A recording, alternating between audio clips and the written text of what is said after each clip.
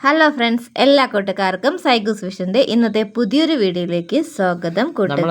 നമ്മൾ ഹൈവേ വഴി യാത്ര ചെയ്തുകൊണ്ടിരിക്കുകയാണല്ലേ. ഹൈവേ വഴി നമ്മളിങ്ങനെ പോകുന്ന വഴിക്ക് നമ്മൾ കണ്ട ബ്ലോക്കാണ് ഇത്. നമ്മളൊന്നൊരു സ്ഥലത്ത് പോകുന്ന അത് നമ്മൾ പറയാം. ഇതിപ്പോഴെന്ന് പറയുമ്പോഴത്തേക്ക് നമ്മൾ കേട്ട് ഒരാളിങ്ങനെ പറഞ്ഞ് കേട്ടതിന് ശേഷം അത് നമ്മളങ്ങനെ അത് എങ്ങനെയാണെന്ന് അറിയാൻ വേണ്ടി ആ സ്ഥലത്തിനെ കുറിച്ച് നമുക്ക് വല്ലതും അറിയാൻ പറ്റുമോ എന്നറിയാൻ വേണ്ടിയാണ് നമ്മൾ പോകുന്നത്. എന്തായാലും ഒരു വീഡിയോ എടുത്ത് കാണിച്ചു തരാമെന്ന് വിചാരിച്ചു. ഒരു ക്ഷേത്രമാണ്. അപ്പോൾ നമ്മൾ ആ ക്ഷേത്രം എന്തായാലും നിങ്ങൾക്ക് കൊണ്ട് നമ്മൾ എന്തായാലും അവിടെ ചെന്നൊരു വീഡിയോ എടുത്ത് കാണിക്കാമെന്ന് പറഞ്ഞ് പോകുന്ന വഴിക്ക് നമ്മുടെ ബ്ലോക്കിൽ പെട്ടുപോയി.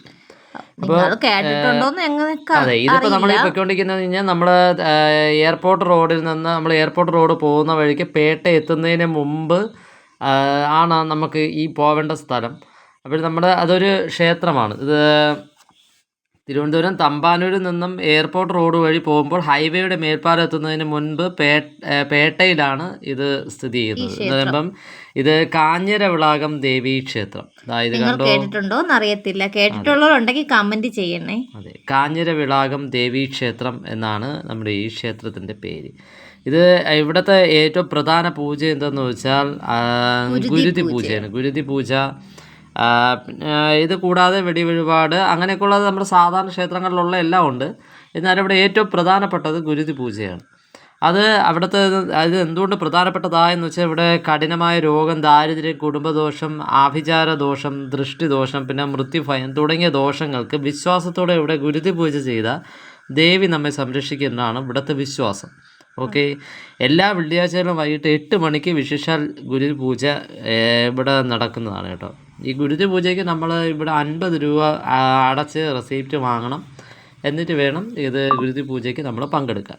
ക്ഷേത്രം എന്ന് പറഞ്ഞാൽ പറയാതിരിക്കാൻ വയ്യ കേട്ടോ. നമ്മൾ വിചാരിച്ച കണക്കൊന്നുമല്ല. വളരെ എന്ന് പറഞ്ഞാൽ കുഞ്ഞ് ക്ഷേത്രം, ഒരുപാട് കുഞ്ഞുമല്ല, ഒരു മീഡിയം ലെവലിലുള്ള ഒരു ക്ഷേത്രം. ഇവിടുത്തെ ഒരു പ്രത്യേകത എന്തെന്ന് വെച്ചാൽ ഇവിടെ നമ്മുടെ ഗുരുജിയുടെ ഒരു ചെറിയൊരു അമ്പലം പോലെ ഗുരുജിയുടെ ഒരു ഇതും കൂടെ ഇവിടെ തന്നെ ഉണ്ട്, പ്രതിഷ്ഠ.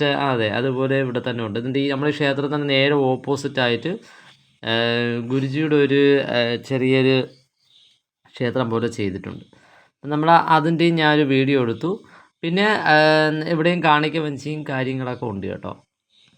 നമ്മൾ ഇത് എടുക്കുന്ന നമ്മളിപ്പോൾ ഇതിങ്ങനെ നമുക്കിത് ഓപ്പണായിട്ട് കയറി എടുക്കാൻ പറ്റത്തില്ല. എന്നിട്ട് ഞാൻ ചോദിച്ചു ഇവിടെ അവിടുത്തെ ഒരാളുടെ അടുത്ത്, ഒരു മറ്റേ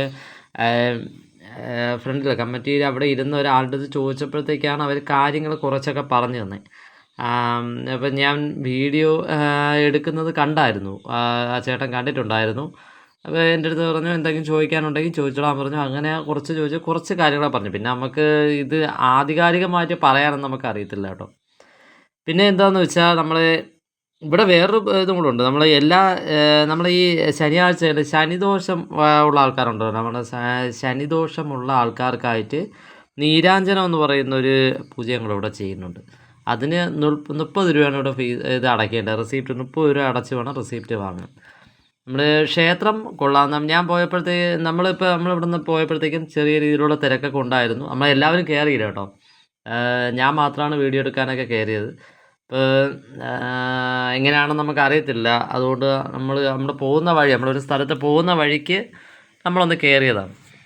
അപ്പോൾ വരാത്തവരൊക്കെ ഉണ്ടെങ്കിൽ വരാൻ കേട്ടോ. ഒരു കുഞ്ഞമ്പലമാണ്. അതെ, ഇവിടെ എന്ന് പറയുമ്പോഴത്തേക്ക് ഉത്സവം നമ്മൾ അടുത്ത വരുന്ന ഈ 10ാം മാസത്തിലാണ് ഇവിടെ ഉത്സവം വരുന്നത് കേട്ടോ. ഞാൻ അവിടെ ചോദിച്ചപ്പോൾ അവർ പറഞ്ഞായിരുന്നു, ഒരു ചെറിയൊരു ബോർഡൊക്കെ അവിടെ ഇരിപ്പുണ്ടായിരുന്നു. അപ്പോൾ ആ ബോർഡൊക്കെ ഞാൻ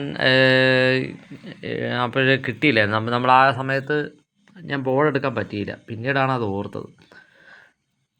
ഞങ്ങളിങ്ങനെ പോകുന്ന യാത്രയിൽ ഞങ്ങൾ കാണുന്ന കുഞ്ഞമ്പലമോ പള്ളിയോ എന്തായാലും ഞങ്ങൾ ചെറിയ വീഡിയോ എടുക്കാറുണ്ട് കേട്ടോ. എന്നിട്ട് അവിടെ ആരെങ്കിലും കാണുകയാണെങ്കിൽ അവരോട് തന്നെയാണ് ഞങ്ങൾ അതിനെപ്പറ്റിയൊക്കെ ചോദിച്ച് അറിയാൻ ശ്രമിക്കുന്നത്. അതല്ലാന്നുണ്ടെങ്കിൽ നമ്മളല്ലാതെ വേറെ വഴി അറിയാൻ പറ്റുമെങ്കിലാണ് അത് ഞങ്ങൾ വീഡിയോ ചെയ്ത് നിങ്ങളെ കൂടി അറിയിക്കുന്നത് കേട്ടോ. അപ്പോൾ ഇങ്ങനെയൊക്കെ അറിയാത്തവർക്കോ അല്ലെങ്കിൽ പോകുന്ന വഴിക്കൊക്കെ ഒന്ന് ഇറങ്ങണമെങ്കിൽ ഇറങ്ങാമല്ലോ. ഇവിടെ പോകുന്ന ആൾക്കാർക്ക് പാർക്കിംഗ് സൗകര്യം ഇല്ല എന്ന് വിഷമിക്കേണ്ട. അമ്പലത്തിനകത്ത് തന്നെ നല്ല വിശാലമായൊരു പാർക്കിംഗ് സൗകര്യമുണ്ട്. നമുക്ക് ഇതിപ്പോൾ ഉത്സവത്തിനാണെങ്കിൽ തന്നെ വരുമ്പോഴത്തേക്ക് അടിപൊളിയാണെന്ന് പറഞ്ഞാൽ ഉത്സവത്തിന് നമ്മൾ ഇപ്പോൾ സ്റ്റേജിൽ പ്രോഗ്രാം ഒക്കെ ചെയ്യുന്നുണ്ടെങ്കിൽ നമ്മൾ സൂപ്പറായിട്ട് ഇരുന്ന് നല്ല വിശാലമായിട്ട് കാണാൻ കഴിയുന്ന ഒരു ക്ഷേത്രം തന്നെയാണിത്. പിന്നെ എന്ന് പറയുമ്പോഴത്തേക്ക് ഇത് ഇവിടെ പുനരുദ്ധാരണം എന്ത് നടക്കുന്നുണ്ട്, അതിൻ്റെ അത് പിരിവ് അതൊക്കെ ചെയ്യുന്നുണ്ട് കേട്ടോ. ഇന്നത്തെ വീഡിയോ ഇത്രയൊക്കെ ഉള്ളൂ. അപ്പോൾ കൂട്ടുകാരെ, ഞങ്ങളുടെ ഇന്നത്തെ യാത്രാവിശേഷം നിങ്ങൾക്ക് ഇഷ്ടമായാൽ ലൈക്ക് ചെയ്യാനും കമൻറ്റ് ചെയ്യാനൊന്നും മറക്കരുതേ കൂട്ടുകാരെ. അടുത്തൊരു വീഡിയോയിൽ വീണ്ടും കാണാം.